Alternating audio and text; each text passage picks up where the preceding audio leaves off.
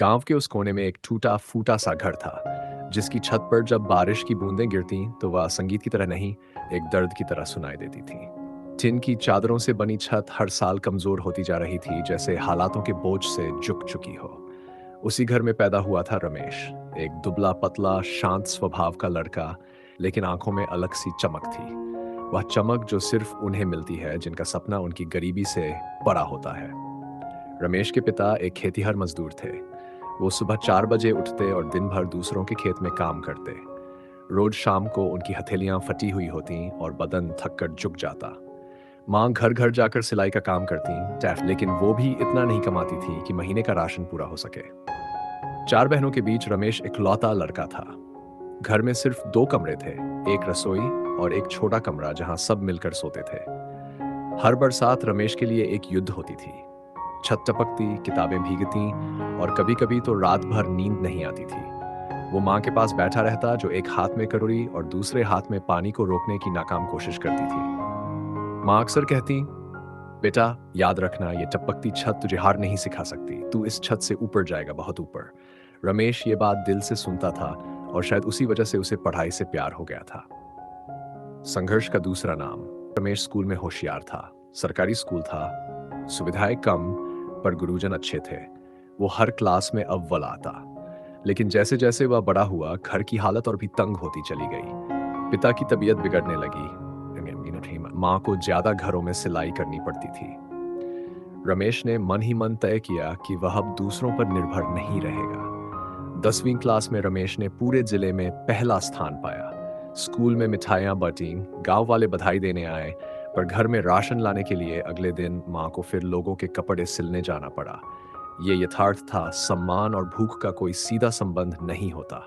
उस दिन रमेश ने प्रण लिया, अब सिर्फ पढ़ाई नहीं, कुछ कमाना भी सीखूंगा।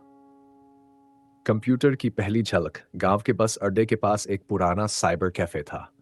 रमेश वहां गया और मालिक से बोला, मुझे काम चाहिए, चाहे सफाई ही क्यों ना हो। बदले में आप मुझे कंप्यूटर चलाना सिखा दो। मालिक पहले हंसा, फिर बोला, सिखा दूंगा, पर काम में ईमानदारी चाहिए। रमेश ने वहां झाड़ू पोंछा किया, लोगों की प्रिंट निकाल कर दी, नेट रिचार्ज किया और खाली समय में यूट्यूब पर वीडियो देखकर टाइपिंग, वर्ड, एक्सेल और फिर धीरे धीरे फोटोशॉप और HTML सीख लिया। इंटरनेट की दुनिया ने उसकी सोच की सीमा को तोड़ दिया। उसे लगा जैसे गरीबी की दीवार में पहली दरार पड़ चुकी हो। रमेश ने फिर फ्रीलांसिंग प्लेटफॉर्म्स के बारे में पढ़ा और अपने मोबाइल में ही ऐप बनाना शुरू किया। धीरे धीरे उसके काम मिलने लगे। किसी को लोगो चाहिए, किसी को एक सिंपल वेबसाइट। शुरू होती है उड़ान। एक साल में रमेश की कमाई इतनी हो गई कि उसने घर की छत को पक्का करवा लिया। माँ की आंखें छलक गई। बरसों बाद पहली बार ऐसा हुआ था कि बारिश आई, लेकिन घर के अंदर कोई बर्तन नहीं रखा गया।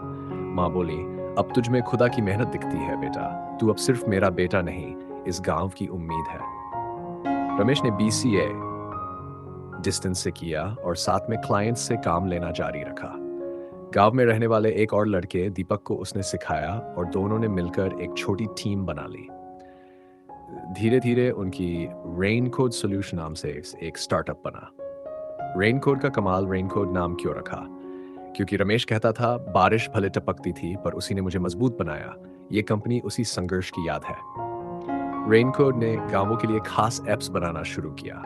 किसान help app, scholarship application guide, गांवों में मेडिकल सपोर्ट ऐप, पानी सप्लाई ट्रैकिंग ऐप। इन ऐप्स ने हजारों लोगों की जिंदगी आसान की। एक दिन महाराष्ट्र सरकार की डिजिटल स्कीम के तहत रमेश के एक ऐप को सिलेक्ट किया गया और उसे सम्मानित किया गया।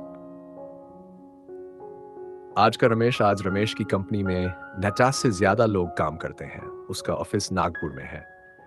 माँ पिता को उसने शहर में नया घर दिलाया है और गांव में एक डिजिटल लाइब्रेरी शुरू की है, जहां बच्चों को फ्री में कोडिंग और कंप्यूटर सिखाया जाता है।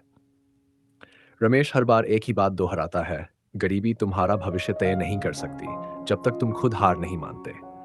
वो अपने ऑफिस में अब भी वो पुरानी तस्वीर रखता है, टपकती हुई छत के नीचे बैठा एक लड़का, किताबें हाथ में और एक मोमबत्ती का उजाला। कहानी से सीख। हालात कैसे भी हों, अगर सोच बड़ी है तो रास्ते बन ही जाते हैं। जान और इंटरनेट आज के समय के सबसे बड़े हथियार है। अगर सपने सच्चे हो और मेहनत पूरी, तो टकती छत से भी टेक कंपनी निकल सकती है। समाप्त।